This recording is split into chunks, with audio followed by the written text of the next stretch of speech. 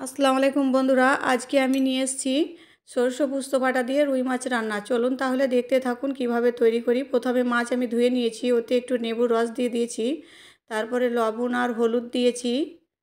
সবগুলোকে মাখিয়ে আমি 10 মিনিট রেখে দিলাম। তারপরে আমি টমেটোটাকে কুড়ে নিলাম আর পেঁয়াজটা কুড়ে নিলাম। তারপরে সিলে পোস্ত, সরষে, কাঁচা লঙ্কা, গোটা জিরে আর একটা এলাচ আর একটু হলুদ সরষে সবগুলোকে আমি সিলে বেটে নিয়েছিলাম। বাটা হয়ে গেছে। বিসমিল্লাহ বলে কড়াইটা চাপালাম, তেলটা আমার গরম হয়ে গেছে। মাছগুলো তেলে ভেজে নিতে হবে। এপিট ওপিট করে মাছগুলোকে ভালো করে ভেজে নিয়েছি। মাছ আমার ভাজা হয়ে গেছে। সব মাছকে এইভাবে ভেজে নিতে হবে। তারপরে ওই তেলেই কালো জিরে আর শুকনো লঙ্কার ফোড়ন দিলাম। তারপরে আদা রসুন বাটা দিলাম। তারপরে পেঁয়াজ বাটা, তারপরে টমেটো বাটা, সবগুলোকে ভালো করে নেড়ে দিতে হবে। তারপরে সরষে পোস্ত বাটাটাও দিয়ে দিলাম।